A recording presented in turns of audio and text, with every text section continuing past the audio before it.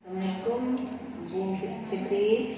Waalaikumsalam Bu. Gimana kabarnya hari ini?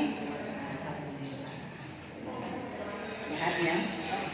Terima kasih Bu ya telah berbagi rencana pembelajaran mata pelajaran IPA, topiknya fotosintesis untuk di kelas 6.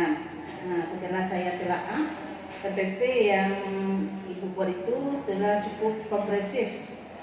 Nah, mari kita diskusikan beberapa poin ya Bu.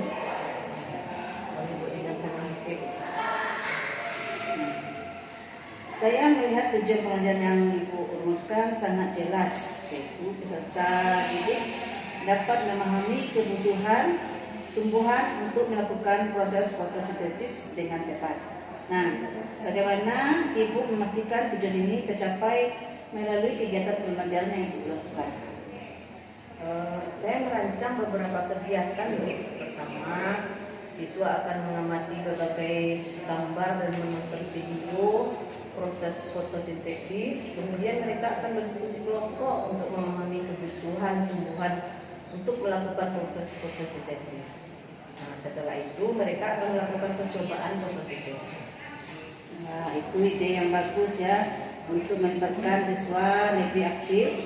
Dan saya juga melihat ini menggunakan pengajaran problem basic learning. Nah, mengapa Ibu memilih model ini?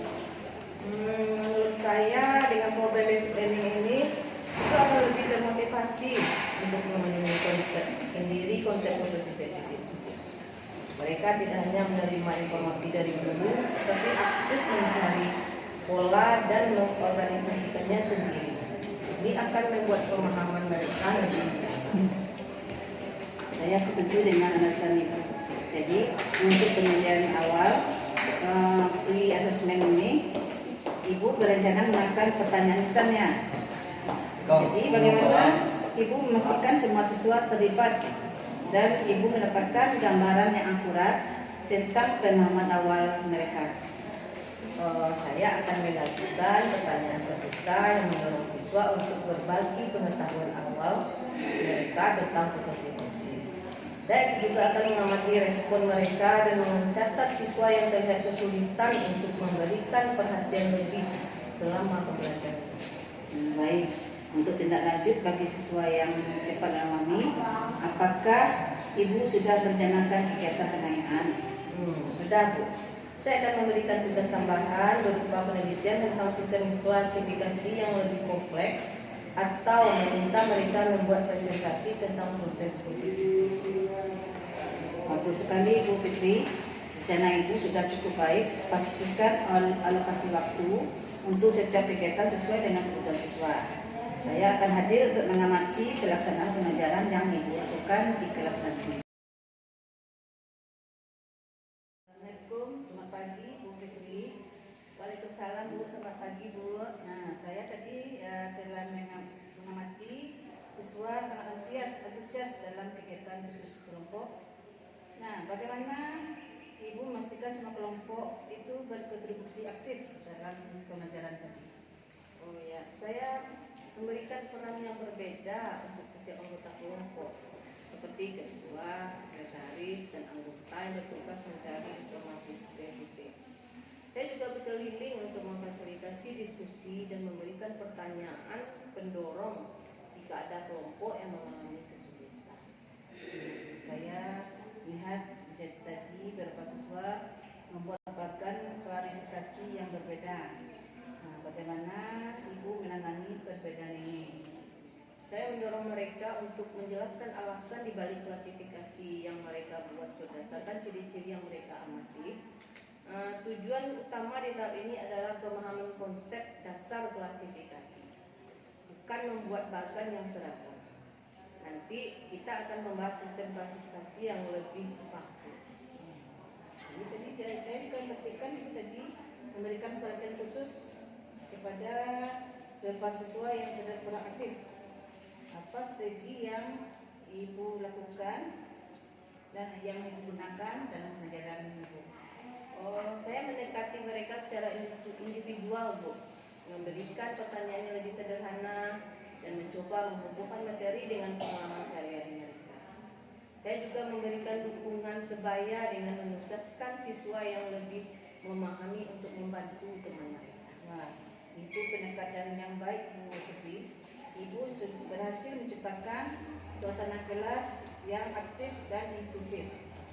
Nah, Ibu Fitri, setelah pembelajaran selesai, bagaimana Ibu akan menilai pemahaman siswa tentang proses fotosintesis tersebut? Saya akan menggunakan beberapa jenis penilaian Ibu. Pertama, saya akan melihat hasil bagan klasifikasi yang dibuat siswa. Kedua, saya akan memberikan tes tertulis dengan soal-soal pilihan ganda dan esai yang menguji pemahaman konsep dan kemampuan untuk mengaplikasikannya. Ketiga, saya juga akan mempertimbangkan keaktifan siswa dalam diskusi kelompok sebagai bagian dari penilaian. Baik, bisa tidak Ibu menanyakan kepada saya soal-soal yang digunakan untuk tes tertulis tersebut? Ini Bu, soalnya tes tertulisnya ini. Ya. Baik, Putri. Terima kasih ya Bu. Nah, jadi soal yang Bu buat tadi sudah mencakup berbagai tingkat kognitif, ya. Bagaimana Ibu menganalisis hasil penilaian ini untuk mengetahui tingkat kemampuan siswa secara keseluruhan dan mengidentifikasi siswa yang memerlukan bantuan tambahan? Saya akan membuat rekapitulasi hasil tes dan menganalisis jawaban siswa pada setiap soal. Saya akan menghitung presentasi ketuntasan klasikal dan mengidentifikasi siswa yang belum mencapai KKM.